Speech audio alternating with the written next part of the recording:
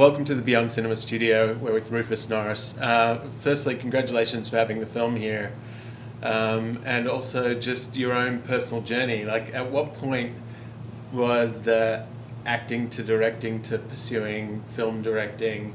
Was that always a natural transition? Was that a career trajectory that you saw for yourself, or something that you had to forge and adapt to? Yeah, I never foresaw any of it really. I knew I wanted to when I was young. I wanted to do a kind of higher education, which was a bit more 360 in a sense. That would be a bit more engaging. I always had quite a low boredom threshold with with academic subjects, and also I got involved in. Theatre is a very social, kind of social environment, and there's lots of nice girls, and that was very much the way in for me at the beginning. Was chasing one particular girl who I never got, but it did introduce me to a whole family. So I was very kind of keen to just be involved in a pastime or a career, which, you know what it is actually. I wanted to be in a job where I could put myself in a place of fear, and the trajectory of theatre, the natural pattern of it, is very adrenaline fueled. So you're constantly having to be on your toes. You used the word adaptable, and that's key. Where you have to be kind of alive and in the moment. And I'm quite a boring person, so that's the best part of me. So it made sense to try and get into drama school to be an actor, or to train as an actor. I never thought I'd be an actor for very long, and sure enough, after 3 or 4 years, the opportunity came up. I wasn't looking for it; it just came up to direct. And from the first day of rehearsal, from that first play in 1992, that was it. That was me. I knew what that was about. So then, yeah, theatre. Since then, I love film. I've always loved film, and always had a little eye to, thinking when the opportunity might come to cross over, and had a couple of false starts. Made a bunch of shorts at home and a couple of more serious ones, and then the opportunity came with Broken. So with this film, it was kind of the perfect combination of it, in a way, being a culmination of all my theatrical interests. It's a really, really extraordinary theatre piece, amazing bit of writing and composition. And when we made the piece of theatre at the National Theatre, it was such an extraordinary event that I was almost immediately thinking, there's got to be a way. I don't know how to do it, but there's got to be a way of getting this into another medium. Yeah, the Royal Ballet is putting like Romeo and Juliet on screens throughout America, like doing live streaming of the actual theatrical production. Obviously, Nicholas Heitner has a movie here at TIFF, your artistic director predecessor at the National. Is this something, this multimedia approach, is that something that's being encouraged by these institutions, or is it something that you have to really drive internally? I think people are much more open now. I think as innovation continues, and the world keeps changing and spinning at the rate that it's going, I think people have given up trying to predict necessarily. Well, I haven't. There's whole industries about trying to predict it. But from our point of view as artists, we just go, well, nothing's off the table.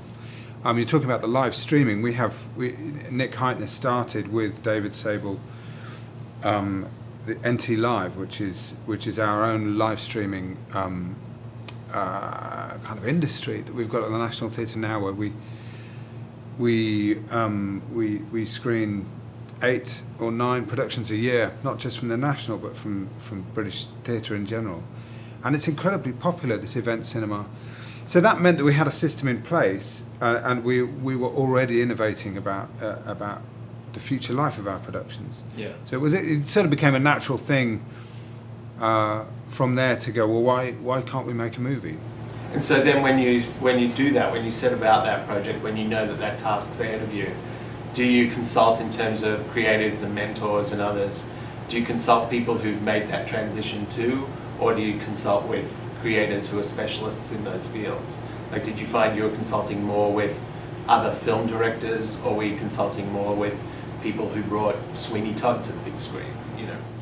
More with other film directors, really, for this one. It's hard to see.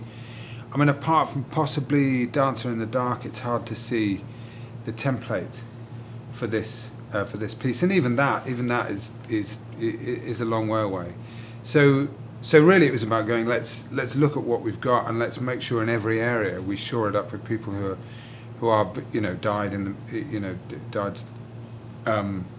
to the core in the medium. So Danny Cohen, who's the DP on London Road, very experienced DP, but had also done Les Miserables, which is the last before this, the last British film which had live audio recording, which is a big deal. Most films don't do that, and it was essential on this.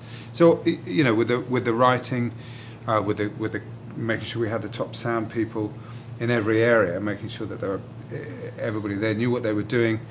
But also, if you look around, the creatives that came from the theatre, involved in that production and onto the film, all of us had worked in film before in one way or another. Speaking of some of those key creatives, we were talking about Tom Hardy off camera a little earlier, but you'd worked with him on Feston back in 2004-ish, right? Yep. Which is feels like a lifetime ago in terms of our awareness of Tom Hardy. What was he like back then, and and how has he changed now that he has this kind of different international persona, if at all? What was he like? Well, he's mercurial, Tom. He's a really extraordinary. He's a really extraordinary actor and an extraordinary guy. And underneath a lot of the kind of the chutzpah or whatever, he's actually got a great level of craft, which is fantastic, because we never had a frame of what we shot with him on London Road that we couldn't use. He's always very, very present. On stage, he's a slightly unpredictable, slightly dangerous actor, and that makes him very, very exciting. It can be quite challenging for the other people who are around him, because you never quite know which way he's going to go. He's also ferociously intelligent. He's quite a complicated old bag of tricks, Tom. I love him dearly, and would work with him any day. But you've got to be in the room with him. You've got to be live. It's about what's happening now, which I think is why his film career has really taken off, because he's incredibly present. And is that harder again in terms of this context, because the language is so specific, because it came from a specific source, and that's part of the language of this project, part of the language of London Road, is that it came from these testimonies of these people who lived in this place. And so the ability to be free in the moment may not be as accepted or understood. Yeah, it's incredibly specific. The technique that Aleki has developed, and the extraordinary complexity of the music, means that there is room for interpretation. There's always room, but it's within a very, very tight construct. So the idea of turning the camera on and letting an actor improvise, no, none of that. It's that's completely not. I mean, there were sections where we go, okay, this is a free for all because we're turning the audio down, and we'll just get a load of stuff. But for all of Tom's stuff, every tiny little beat of it is totally scored. So that took a lot of work. I mean, that was weeks and weeks and weeks of him turning up, for 2 hours with the musical director here, 2 hours there. And Tom said from the beginning, he said, I'm going to keep the back door open. I don't know if I can do this. So you've got to have a plan B right up to the day before we shoot. You've got to have somebody who's going to step in. I was like, yeah, it's fine. I guess the plan B was either me or the composer. But I knew he'd be there for it, because quite early on the musical director said, no, he's going to be fine. There was no All About Eve sentiment in the wings, someone waiting for their turn in the spotlight. No, thank you. Talk about the fact that this, you know, the film has a title that is a place, right? London Road. Yeah.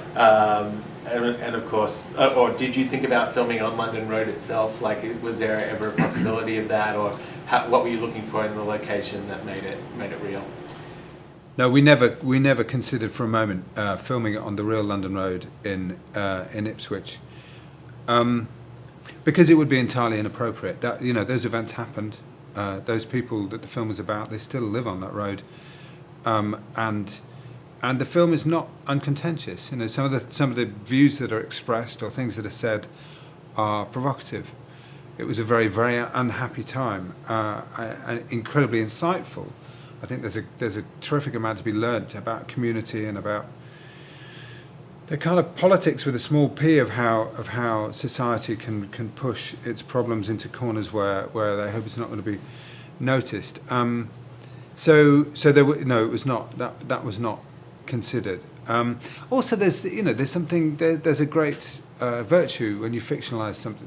When you fictionalise it, but when you heighten it and remove it from its original context, it gives you an opportunity to expand or to explore something else. So we looked at, I mean, probably 200 roads, went all over looking for the right kind of environment. And what we found after, I went with the designer, Katrina Lindsay, what we found after a while was that we get the right kind of houses, and this feels good, this is really boring.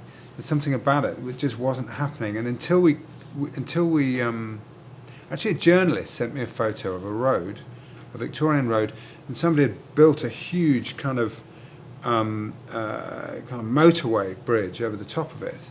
I just thought, that's it, that's the thing, because what's happened is this group of people, this community, have been living there, and society has given them, has crushed them underneath this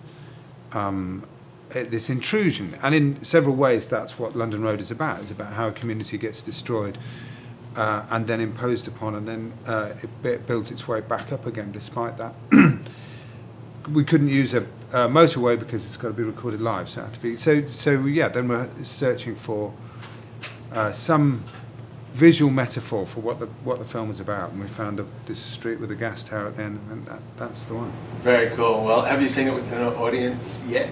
We saw it last night, yeah, here in Toronto. And how'd that feel?